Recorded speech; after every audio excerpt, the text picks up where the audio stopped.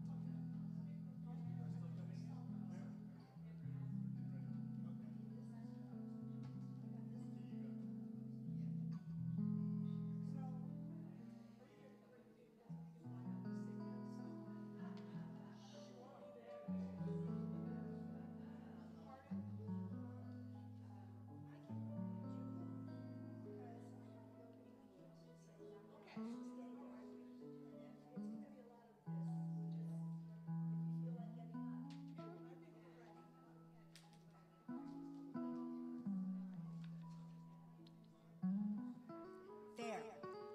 All righty. Good morning, everyone, and welcome, welcome, welcome. Howdy. Yes. So, we are starting our morning off with our hymn number 188. 188 in the grid. Come, whoever you are. There should be slides, I believe. I'm not getting a... Yes, I'm getting confirmation from the tech room. So there should be slides. And it's number 188. Come, come, whoever you are. We're going to do this in rounds, y'all. We're going to do this together, and then we'll split off in rounds, all right? Ready, y'all? Do you want to tell people who's 1, 2, and 3 before, or do you want to... That's 2. Y'all in the middle could be 3. And y'all over there in the end, y'all could be a 4. Who's doing 3? Huh? Who's doing 3? They're the people at the end are doing it. Okay. All right, we'll start off together. Come, come, wherever you are, wonder, worshiper, lover of the evening. Ours is no caravan of despair. Come, yet again come. Come, come, whoever you are, wonder, worshiper, lover of the evening. Ours is no caravan of despair. Come, yet again come. Come, come, whoever you are, wonder, worshiper, lover of leaving. Ours is no caravan of despair. Come, yet again come. Come, come, whoever you are, wonder, worshiper, lover of leaving. Ours is no caravan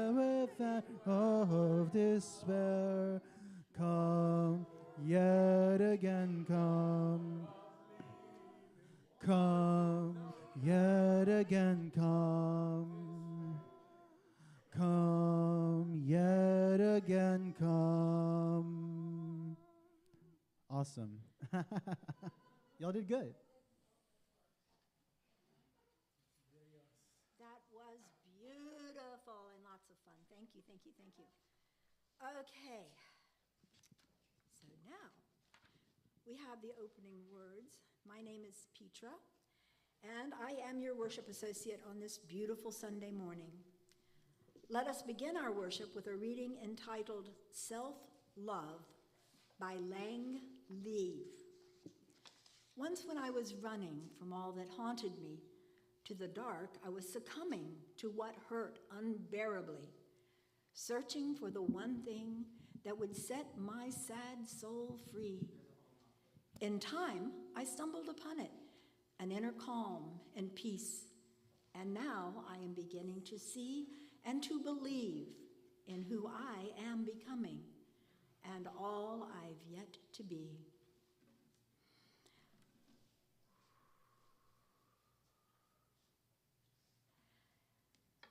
I didn't ask anyone to light the chalice before the service, so yes. Not right now. It comes in a little while, but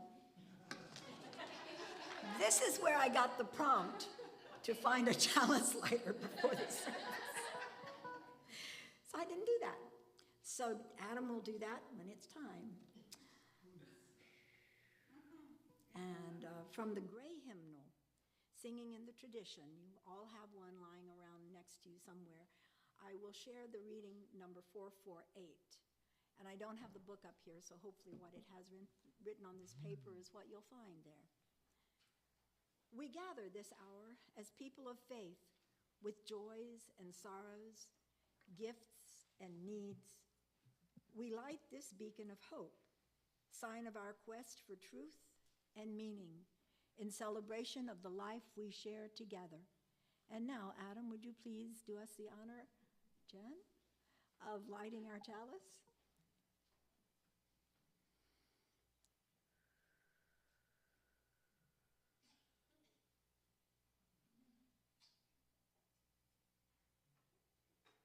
Thank you. And now, let us rise in body or spirit to sing in English and Spanish, Spirit of Life, hymn number 123.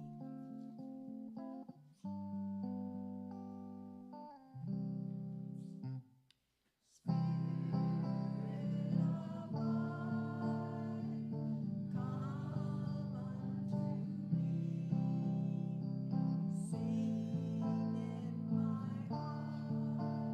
oh, in the way.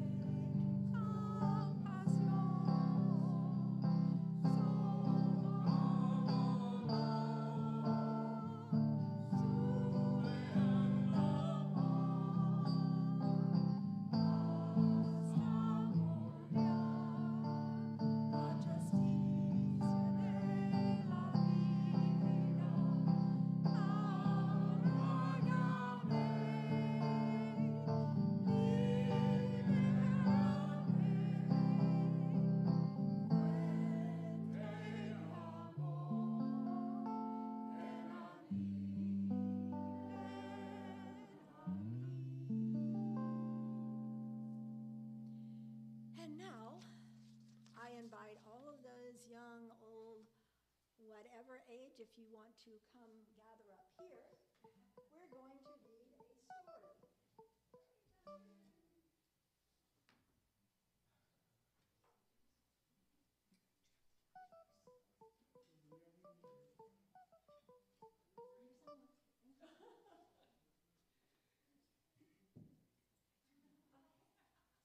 You turned it off? That's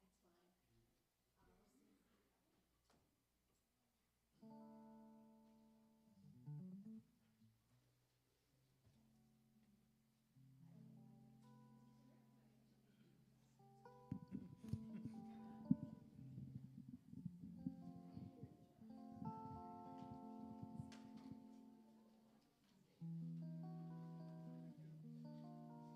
There are 7 rulers, 6 inches long, about an inch wide, and they are yellow.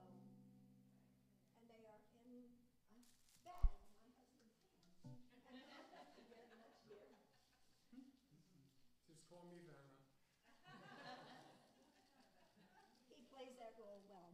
All right, so these are very, very important today because we're going to read, I'm going to get closer to the mic, and we are going to read The Golden Rule. It was written by Eileen Cooper, and you see, what is another name for these, or what is a name for these? What do you call that? A ruler, right, ruler. And they're golden. So that's why they are the golden rule for the day. This is written by Eileen Cooper. And I'm not even going to try and pronounce the name of this Gabi who illustrated it, but the pictures are gorgeous. So, do unto others as you would have them do unto you. A boy and his grandfather stood on a city sidewalk looking up at the sky. Words printed on a billboard. "Grandpa, what does that say?" the boy asked. "Do unto others as you would have them do unto you." People all over the world call those words the Golden Rule.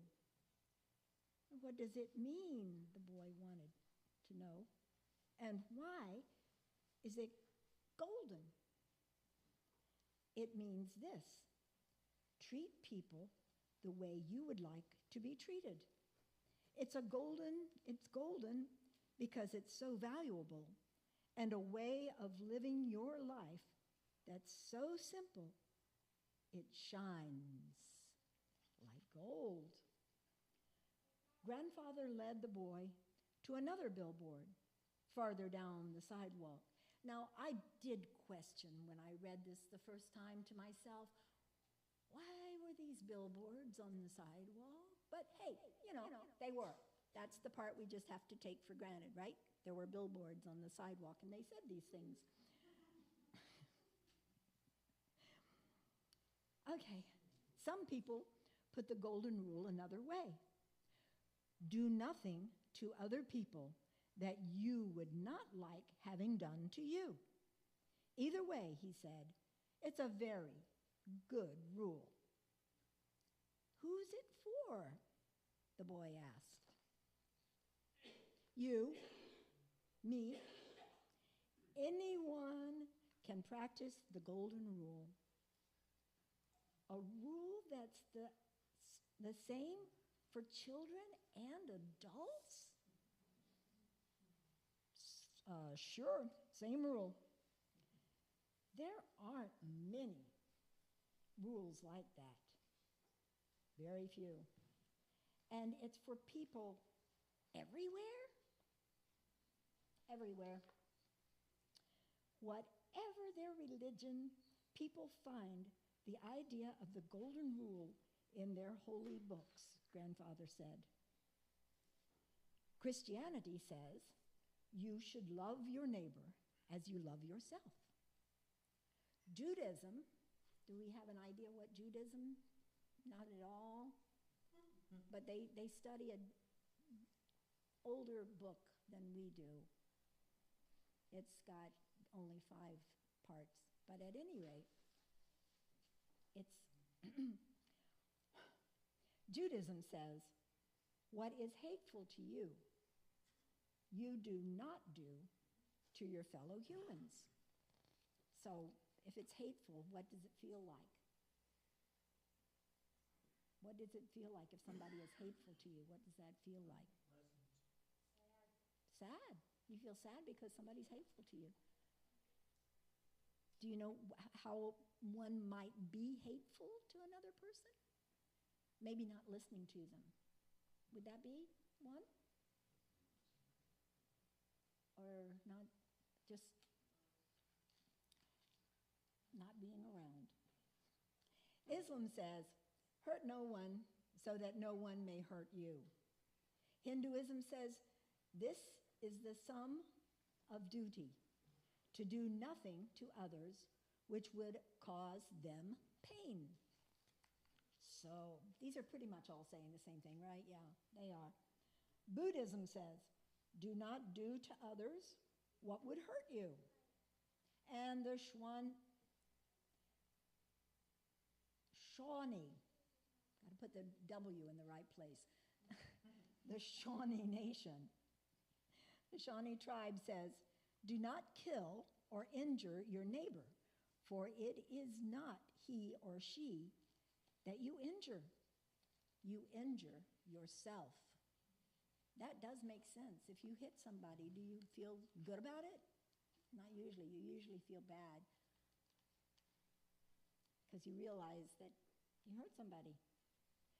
The boy and his grandfather sat on a park bench. So, Grandpa, how can I start to practice the golden rule? You begin by using your imagination. My imagination? You imagine how someone else feels. For instance, a new child who is joining your class. How do you think that boy or girl is feeling? New kids always look scared. Would you be scared if it was you? Oh, yeah. What would make you feel better if someone smiled at me? So to practice the golden rule, you would smile at the new kid? Yeah, well, that's what we just said. You've got it. I bet you can think of other ways you'd like to be treated and ways you wouldn't want to be treated. How do you feel when you're teased or bullied? Sad? Yes. Mad? Yes. Small? I feel small. Sad? Mad? Small? Do you like feeling like that? No. Neither does anyone else. Nobody. Sometimes they pretend to because they don't want you to think they're feeling sad, whatever. The boy thought for a moment about the golden rule. I see there are lots of things I can do. I should tell the truth because I don't like being lied to. I want people to listen to me, so I should listen to the other people. When I'm sick or when I'm tired, sometimes I need help. So I should offer my help to those who need it.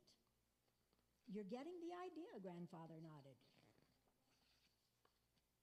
The boy looked at his grandfather. Practicing the golden rule seems like it can be hard. I said it was simple. I didn't say it was easy. Grandpa, the boy said, the golden rule is a very big thing, isn't it? Very big and very small. And it's been around for thousands of years. Thousands of years? Well, then I don't think everyone is practicing it the way they should. Otherwise, there wouldn't be so many problems between people, between countries. You're right, my boy. I wonder how things would change if everyone lived by the golden rule. I think people would be nicer, kinder. They'd act better toward their families and their friends and even strangers. What if countries lived by the golden rule? Grandfather asked. Well, then people wouldn't want to hurt each other because they don't like being hurt. Maybe there wouldn't be wars. That would be wonderful, wouldn't it? Wonderful, Grandpa. But you can't make everyone in the world practice the golden rule. There's only one person you can ask to do that. Me? He caught a butterfly. Look at that. That's amazing in itself. You. It begins with you and each one of us, right? Being kinder and nicer, making a better world. Cool. Thank you all for listening to my story. Yes? We want, Joshua gave them to me. Thank you so much. The golden rule. You get your own. You're last. I can't get it to them. No? No golden ruler? Only the adults want golden rulers. There you go.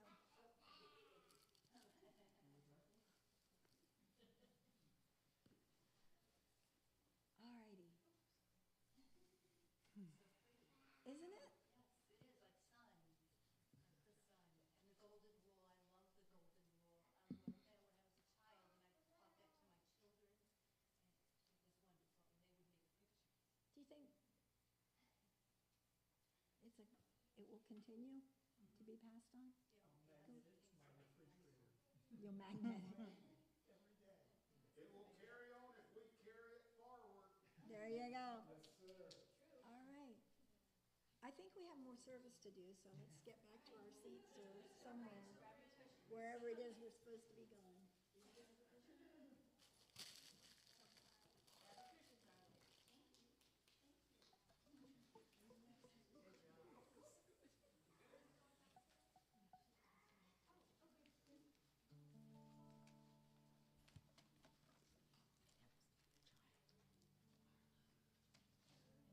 Oh, is it on? Am I on? Yes. Yay! Okay, I'm Jane Watkins, and I use the pronouns she and her. And I guess I get to give you a second little welcome. We're so happy to have you all here this morning. And this is an opportunity for me just to give you what we call a call to community, opportunities for you to join in with the community, the fellowship here. And there are so many opportunities. I'm going to read to you this,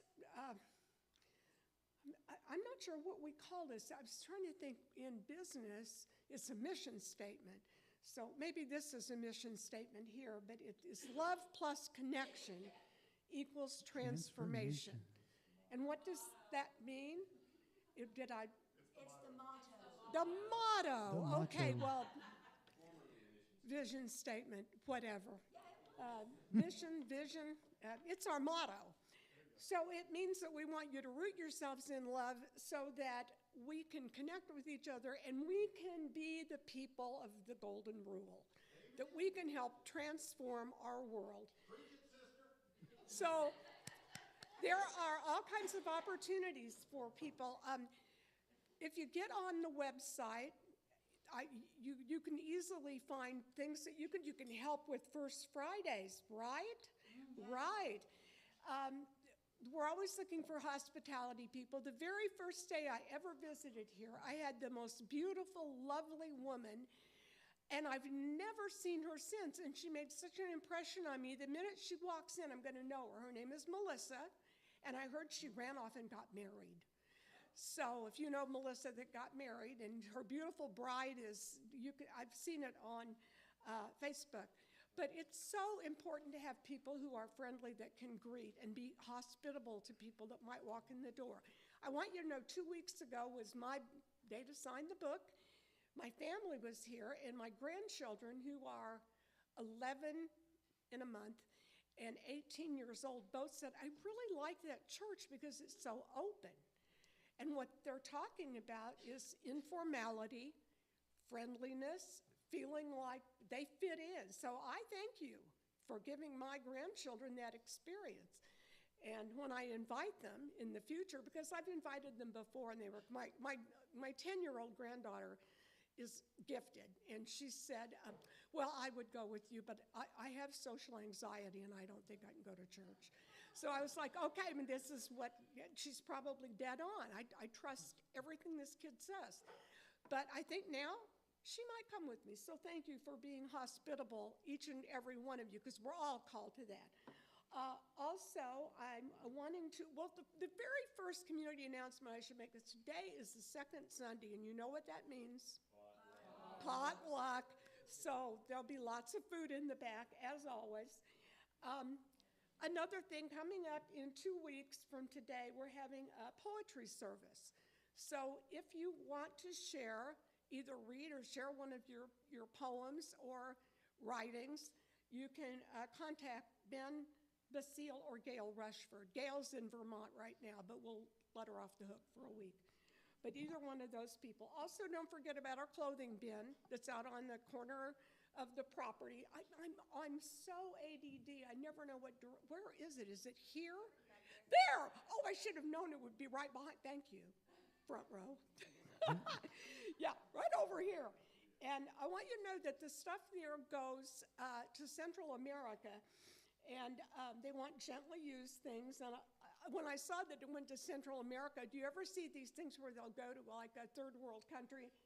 And you'll see this cute little Guatemalan boy running around, and his shirt says, "Go Chiefs." And I'm like, yeah, there's a Chiefs fan.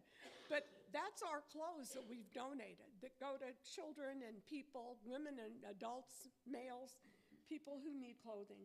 So be sure and think of that when you have donations. Any other things will be posted at least before the service. If you come early, you can see a lot of these call to community things. Be sure and check the Facebook, the website. Newsletter. Thanks. Yeah, but you didn't leave the book, and now I've got to go through these papers and see what I'm supposed to read next. Okay. Yep. We are now at the sharing of abundance. So here we gather, tucked back in this friendly neighborhood between beautiful tall pines. We are a community of people who have arrived from many different paths. Yet we seek a common goal to bring more love to a hurting but beautiful world. We do this by building our UUCL community with our time, talents, and treasures. Our shared UU value of generosity calls us to covenant with one another that we freely and compassionately share our faith, presence, and resources so that the dream of beloved community becomes a reality. Please help us grow into our dreams as our ushers pass the plate for our collections.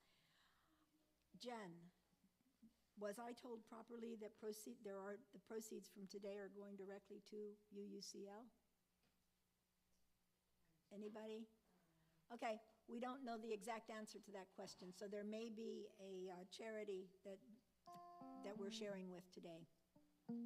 No one knew when I asked.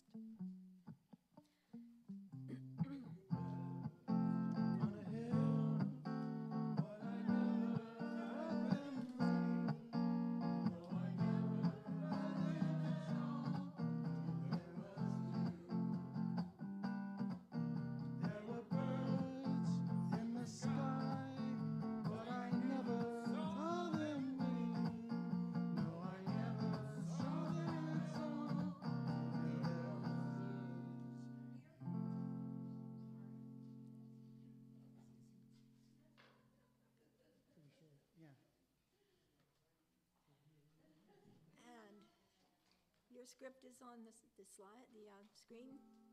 It is a blessing to be. It is a blessing to be. It is a blessing to be here. It is a blessing to be here. It is a blessing to be here now. It is a blessing to be here now. It is a blessing to be here now together. It is a blessing to be here now together.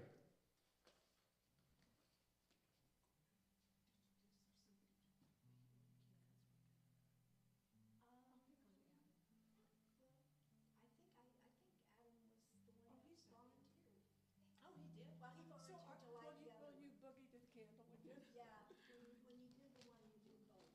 Adam did such a bang-up job lighting the chalice. We're going to have him light the healing candle. Today, our healing candle represents healing from the violence and the violations brought against our land through attempts to use our life-giving water for AI data centers. There's a big struggle going on in Fort Meade right now, if you've been following the news, where people are not wanting this huge data center to go into their area where there's been a lot of property staked out. So it's not that far from home. So today, we call upon the spirit of life and love to remind us to not stop caring just because facing the world has become so overwhelming, and hasn't it? Instead, we gather from one another a caring energy as we continue to fight the systems of power that dehumanize and oppress. Let us gather, and this is the call to community, let us gather from one another a love so fierce that it becomes unstoppable as we pace out into the world that we belong to help it heal and grow into a harmonious place to live and work. So that's our call this morning. Thank you.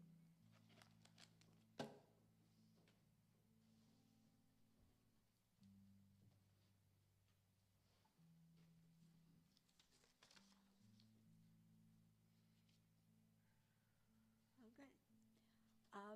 We will now, well, you can rise or not, but we will now be singing the hymn, May Peace Reign Over Us.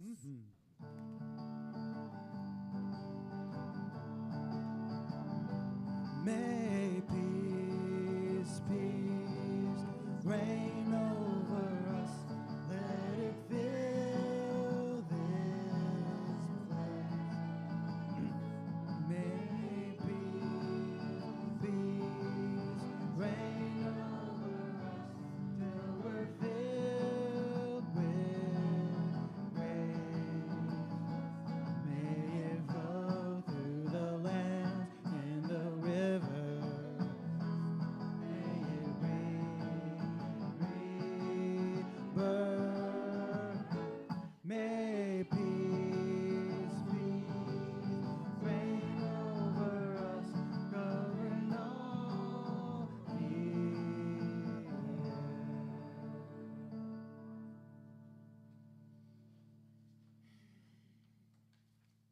That was beautiful. As a congregation, we come together in many ways. Through collaboration and commitment, we support one another. Our rituals of joys and sorrows allows us to put that into tangible practice. Our Joys and Sorrows book is an opportunity to share with everyone here something that is occurring in your life. Ben, would you mind bringing that to me? I did not pick it up. It's up? It's on here. Never mind, Ben. Never mind, Ben. Thank you for getting up so soon. All right, and today is July 12th? Yes. Fantastic. Yes, it is.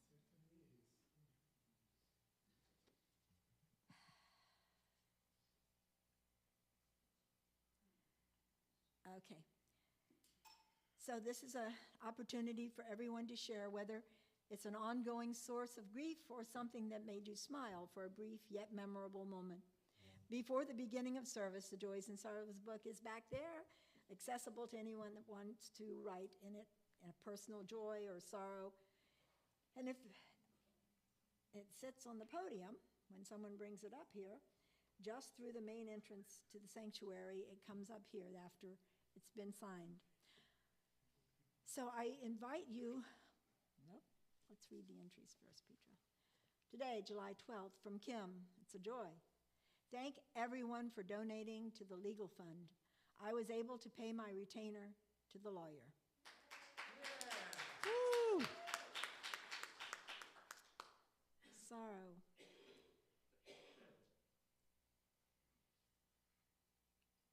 Found out my oldest daughter lost her place to live. She and my 2 grandsons are sleeping on the floor at friends. This daughter and I have not spoken in over 2 years. Also from Kim. So say some prayers if that's the way you honor others, or however. Jen is asking for all positive energy, vibes, etc. Sage is having surgery tomorrow, and due to her experience in her last surgery, I've been having panic attacks. It's been taking all of my energy to hold it together. Linda Lee has a wonderful joy. I am so joyful to be a member. Thank you. Thank you. So, at this time, I invite you to partake in our ritual of dropping stones into our joys and sorrows bowls. It's an act of coming together, perhaps with the divine, fellow members of the congregation, or parts of yourself that you wish to connect with. In this moment, you're welcome to come together in whichever way feels right to you. There are bowls of stones in the back on either side and bowls of water up front. Try to remember the kind of September when life was slow and oh so mellow. Try to remember the kind of September when grass was green and grain was yellow. Try to remember the kind of September when you were a tender and callow fellow. Try to remember, and if you remember, then follow and follow. Try to remember when life was so tender and no one wept except the willow. Try to remember when life was so tender that dreams were kept beside your pillow. Try to remember when life was so tender that love was an ember about to billow. Try to remember, and if you remember, then follow and follow.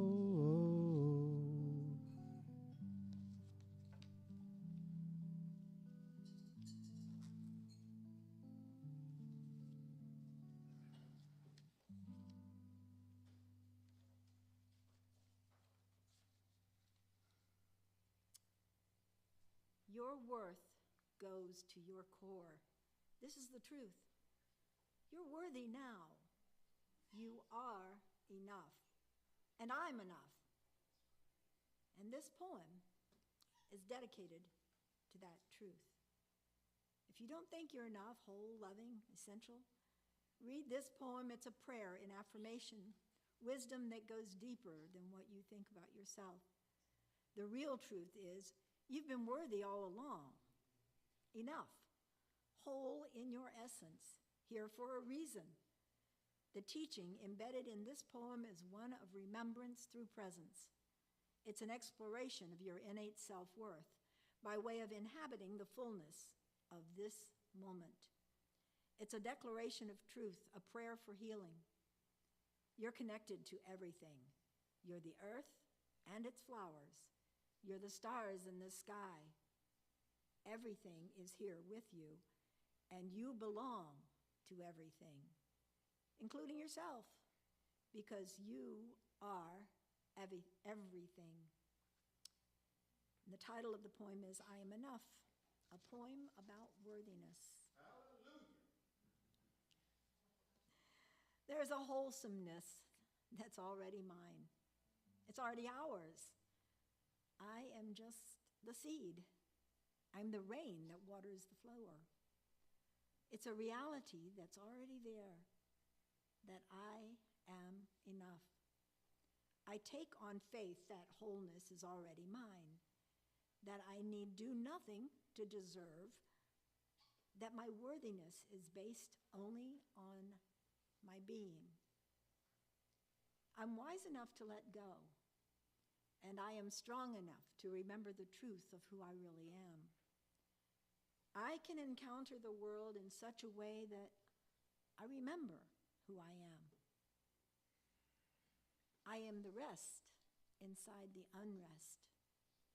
I am the depth of the sky and the light piercing the sea. I am the crest of a wave, all that I need to be. I am. There is no problem to solve in this moment.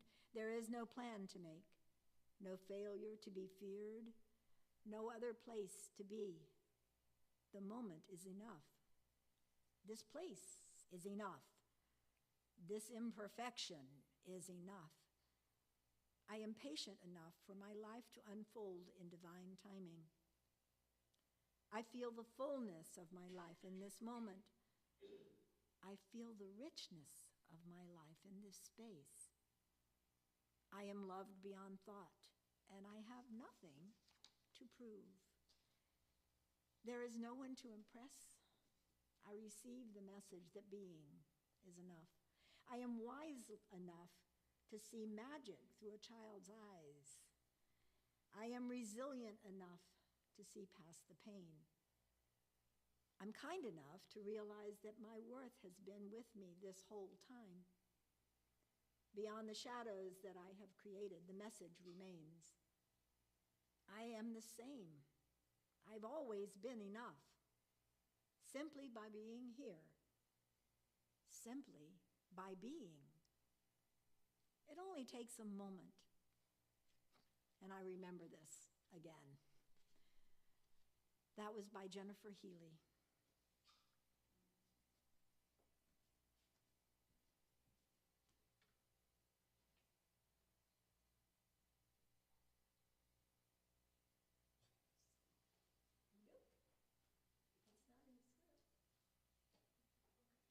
Is there supposed to be a song here? What song is it?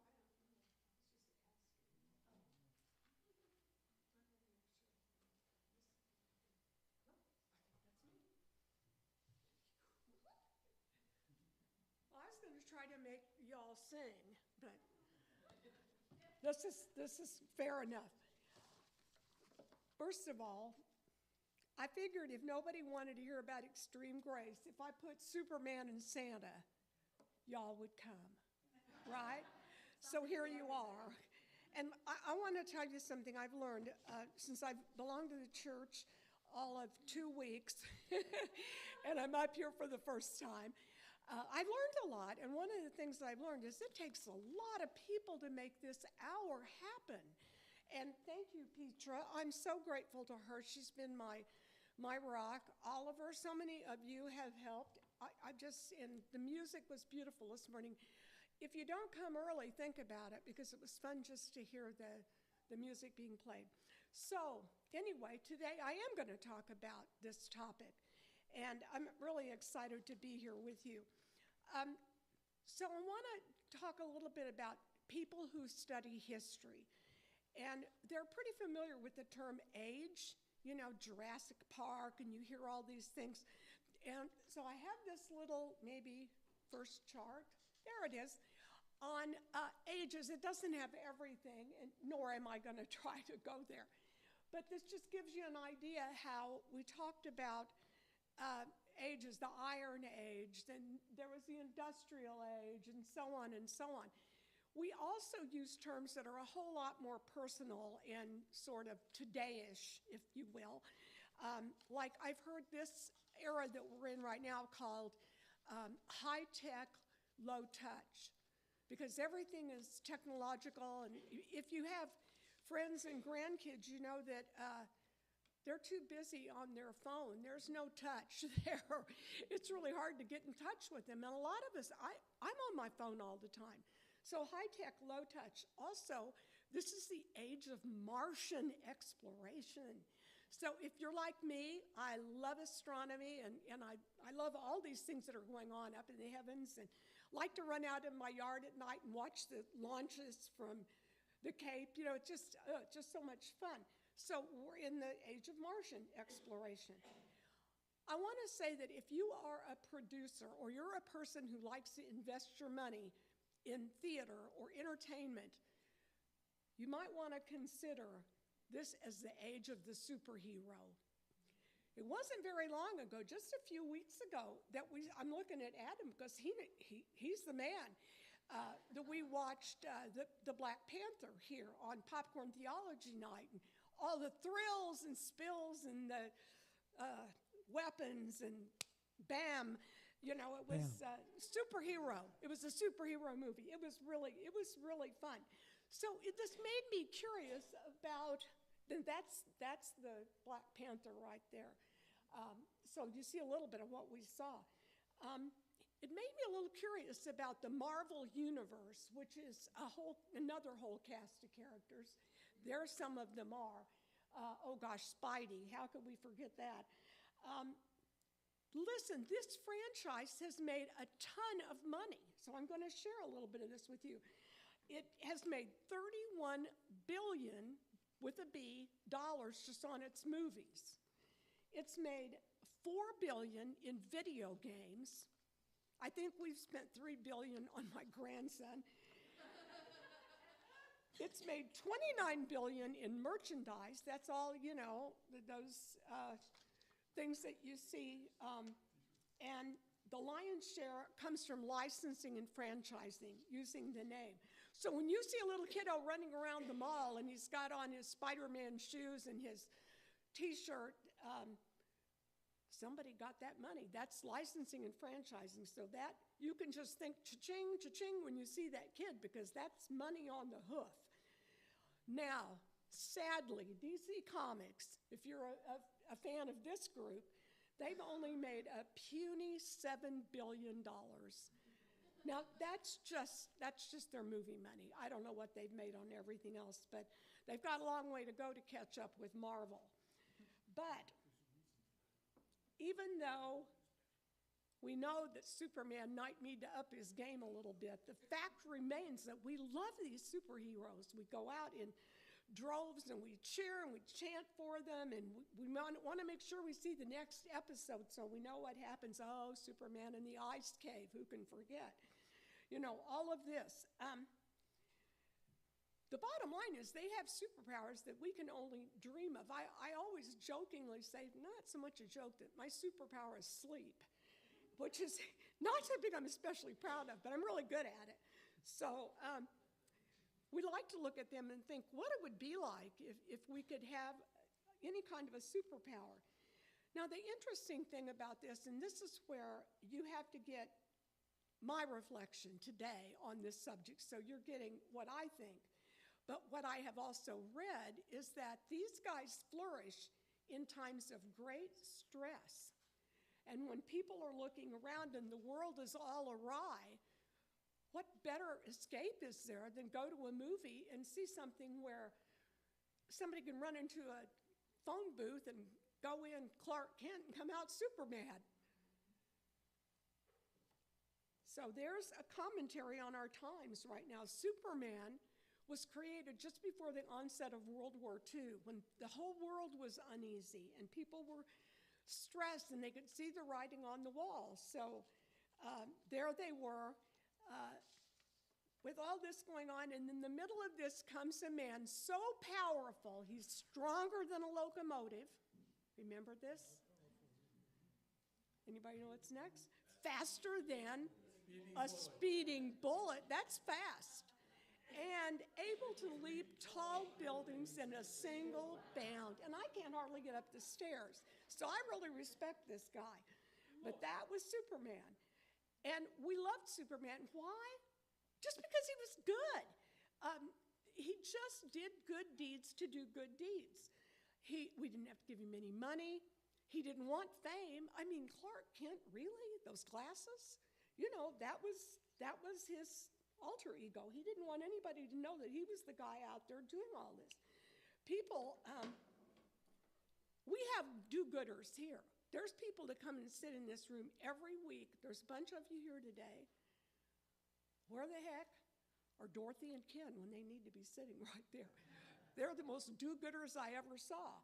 So there's people, and we have to make sure we acknowledge that we have people that do that. So I want to go back to a time when I was working on my master's degree, and I took a course on world religions, which was, if you ever get a chance, and I know for those of you that are seniors, the Rath Center periodically does a thing on world religions. It's really fascinating to see what other people believe. One of the things that I think you'll be surprised at is the similarities. Because I felt at one point, if you took a Sikh, a Jew, a Muslim, a Christian, a Tao, a Hindu, and you just shook them all up and said, okay, write a motto. I was about to say a mission statement, but they'll come up with the same things. You'll be shocked at how similar these things are. We all want a peaceable world where it breaks my heart when my granddaughter comes home and says, we had an active shooter drill at school. Okay, in my day, elementary school in the 50s, we hid under our desks from tornadoes and atom bombs. And then on television, you're seeing this commercial of this house that's just blown away by the mere wind from an atom bomb miles away, and you're thinking, my desk is not going to protect me. So we had that, but I don't remember feeling the kind of fear that kids do now because they're on the news all the time. Every time you turn around, there's an active shooter. We want our children not to have that. We want a peaceable community where every animal, person, plant can thrive. So I can share something that backs up my statement on world religions being similar. I'm going to read you some things, and let's see how quick you can figure this out. Regard your neighbor's gain as your own gain, and your neighbor's loss as your own. This one's for you, Adam. Taoism. Does that ring a bell? How about Buddhism? Hurt not others in ways that you yourself would find hurtful. Wiccan. Whatever is disagreeable to yourself, do not do unto others. What does this sound like? All right, children's focus. Should have got yellow rulers for everybody. I can see this. But that's the golden rule. That's the golden rule in a lot of different ways. And just in case you get bored at home, I've got copies of as many as I could find, golden rules that from a lot of different, from the First Nations, Zoroastrianism. It's really fun to look and see how similar we are. But it's so much more than do unto others. It's the desire that we all have to have healthy food, clean air and clean water, friends and lovers, children who don't have to go to school in fear, health and health care, shelter from the elements. So now I'm going to take you back to high school or college and talk about Abraham Maslow, who some of you have probably seen this a bazillion times, this thing he called the pyramid of hierarchy of needs.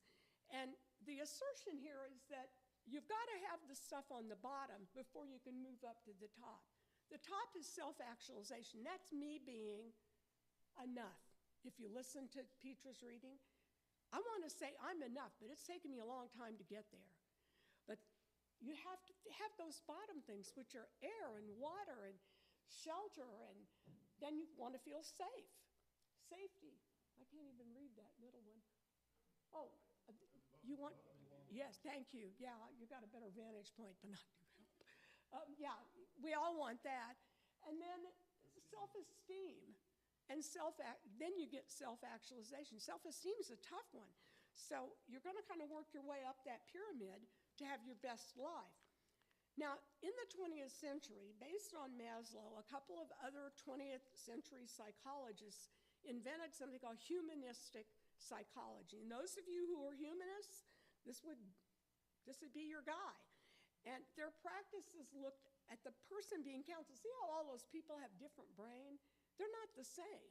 So it was a totally different look in psychology and therapy, because it used to be that Freudian psychoanalysis was all, well, you know, it's my mother's fault. I would be so different if I'd had a different mother. Or it's all the things that happened to you as a child, particularly reward and punishment systems. And then people can say, oh, you know, it was my father's timeouts. It really squelched all my creativity, and it's made me the wreck I am today. It was those timeouts. But the humanists believed in treating the whole person, that we're more than just the sum of these parts, and that our whole life history bears down on us. And I can tell you factually that I am a different person today than I was yesterday. And I will be a different person tomorrow, because we are living, breathing, dynamic human beings who are changing constantly. So I know at least one of you out here is thinking, what the heck does this have to do with Santa and grace and all this? So I want to talk a second about Santa and say everybody loves Santa, maybe. Granted, there are small children that he terrifies. I've taken a couple of them up to see him who just froze in absolute fear. But once they figure out that this guy is going to come in the middle of the night and leave them a bunch of presents, they're like, okay, itchy beard, mothball suit, you know, I can put up with this because I'm going to get some presents from this guy. Although I feel like I'd be remiss if I didn't share that there's at least one song that says, he sees you when you're sleeping, and he knows when you're awake, which I find really creepy.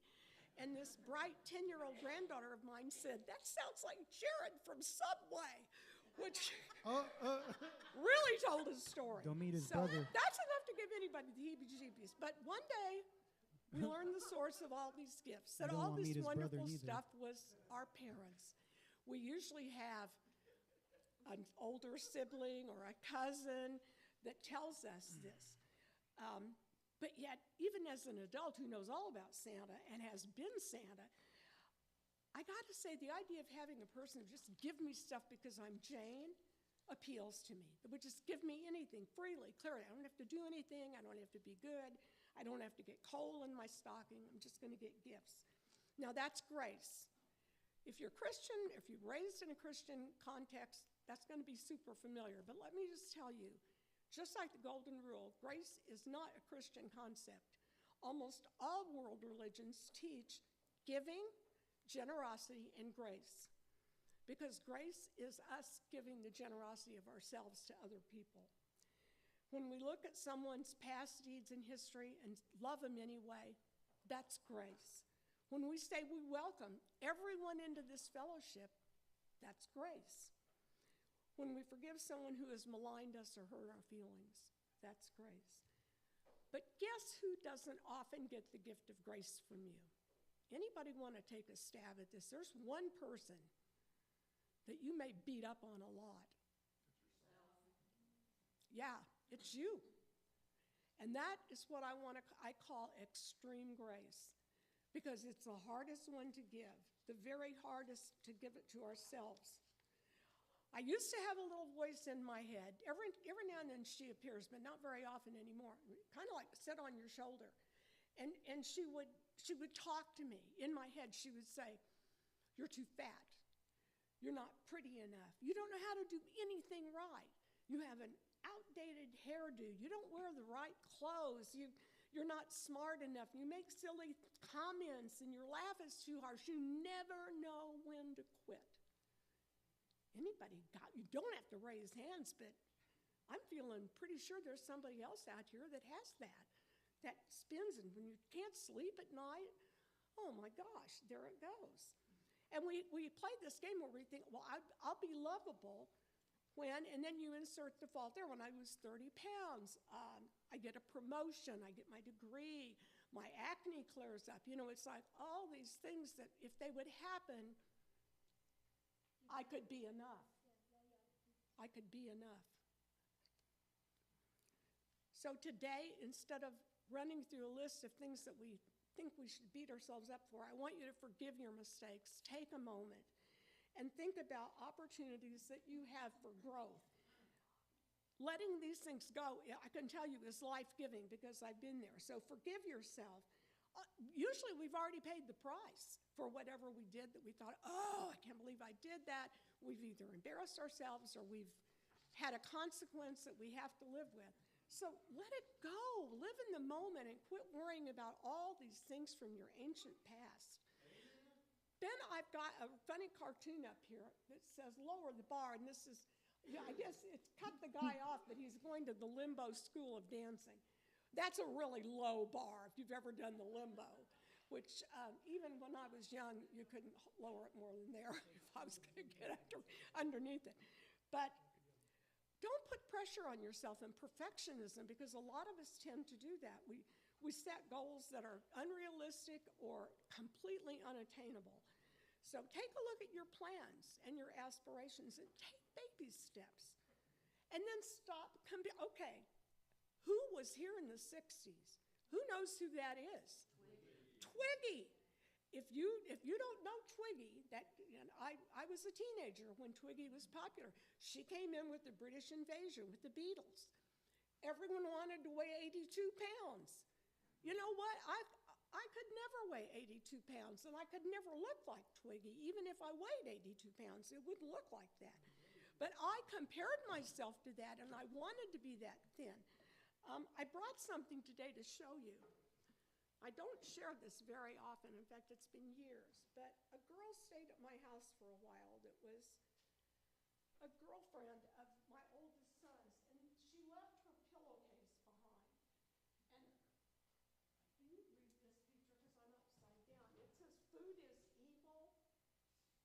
Stop, yeah, just hold it out. Stop eating. You are Anna. I don't even know what that means. Somebody might clue me in. It says, fat pig, fat pig, fat pig. No more food, no more food. Be bone, you are fat. Eat nothing. This sweet little girl would lay her precious head on that every night when she went to sleep. Oh, my Lord. Now, there's a tagline to my reflection today, which is, grace goes into broken places. That, my friends, is a broken place, severely broken.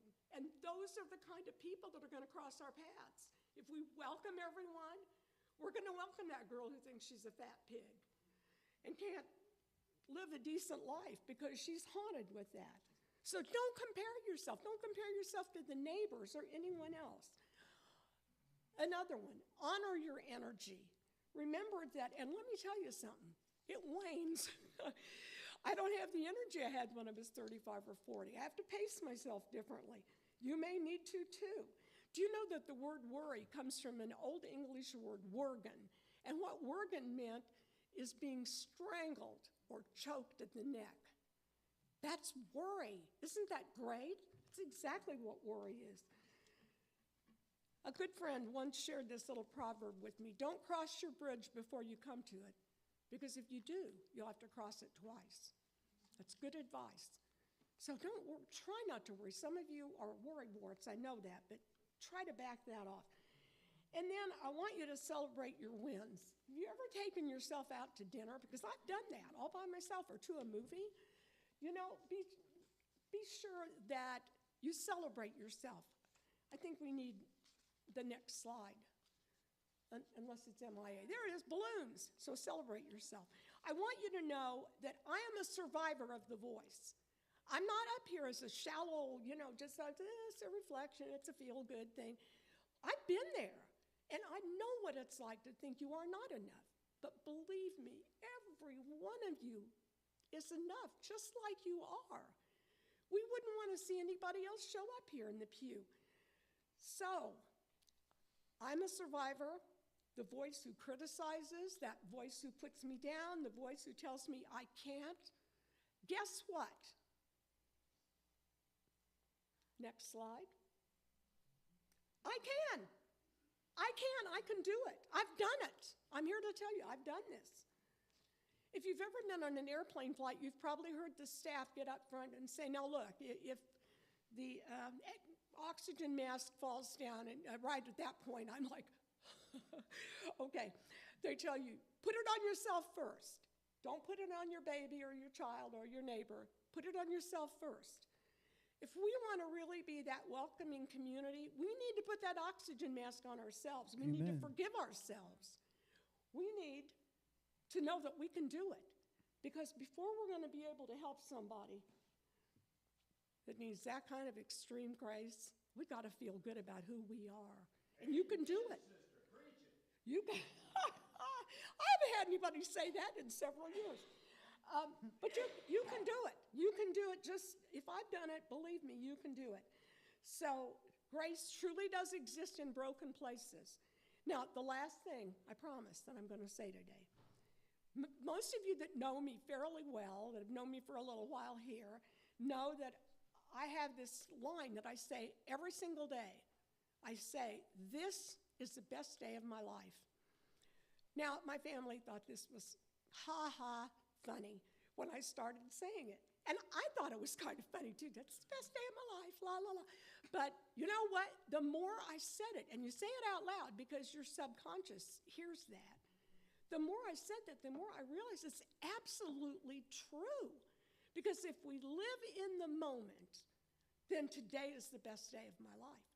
Oh yeah, I've had wonderful days where I birthed children, I've gotten married, I've had birthday parties, I've had all kinds of great days. But today is still, give me that next slide, the best day of my life.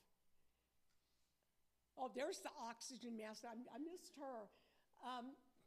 This is the best day of my life, and I'm going to tell you for sure that with all of you coming today in the middle of summer, taking time out, and your kindness in listening to me share my message, you are proof that today is truly the best day of my life. Amen.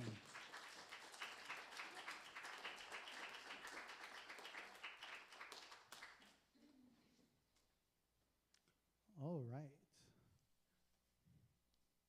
So before we start, I just want to let y'all know that all y'all are beautiful, big, small, whatever color or whatever, which way your orientation is. A lot of these things are just arbitrary, made up. A lot of it's just marketing. So just know that you're beautiful no matter who you are. And just remember a lot of this stuff that, where we sometimes feel like we're not enough, we're ugly. A lot of it's just marketing to make you feel bad so you can buy stuff. So anyways, just know that. So anyways, let's go. How could anyone ever tell you you were anything less than beautiful? Did anyone ever tell you you were less than whole? How could anyone fail to notice that your loving is a beautiful? How deeply you're connected to my soul. How could anyone ever tell you you were anything less than beautiful? How could anyone ever tell you you were less than whole? How could anyone fail to notice that your loving is a miracle? How deeply you're connected to my soul.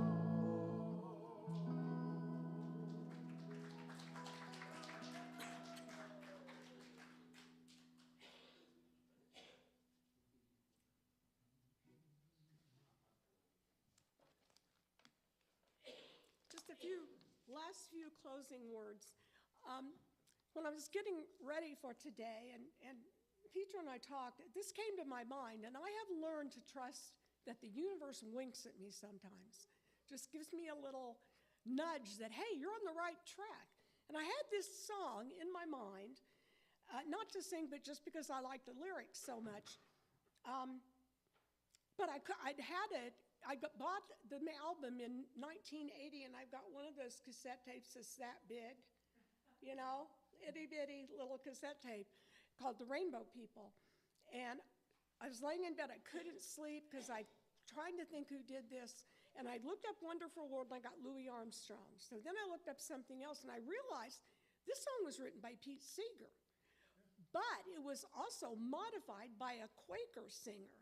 And it became one of the songs on her best-selling album called Rainbow People. And lo and behold, what I read in there, and this is the wink, is that the UUA adopted that album in 1996 and did an entire children's program called Rainbow Children. Wow, I thought, okay, I hear you, I see you. That was the nudge for me to share this. So I want to share just the words of Susan Stark's rendition of Wonderful World. And this is actually the chorus, but I'm just going to do it at the first and maybe the end. If we could consider each other a sister, a friend, or a brother, it would be a wonderful, wonderful world. A wonderful, wonderful world. A wonderful, wonderful world.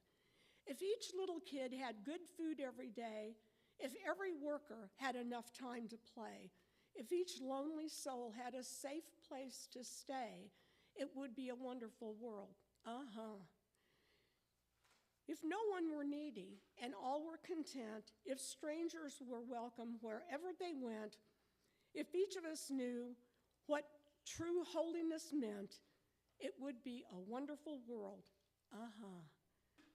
And when we consider each other a sister, a friend, or a brother, we help it become a most wonderful world. A wonderful, wonderful world. A wonderful, wonderful world. Now let's get on that blue boat and go home. All right. She's really good at that.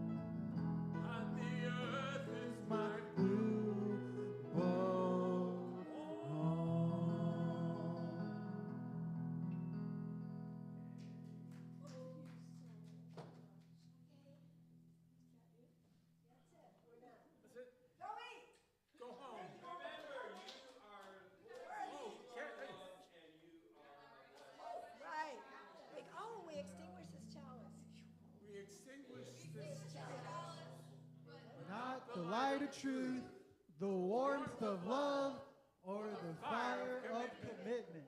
These we carry into our hearts and out to the world. Now, you are worthy, you are loved, blessing. So are You you. are enough.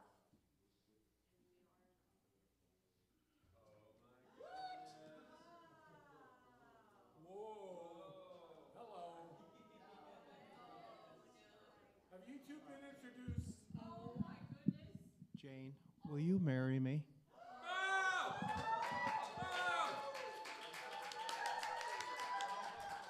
Oh my God, she's getting the vapors. Of course I will. Oh, yes. That wasn't on the script. Thank you for being my wife. Yes. It's called improvisation.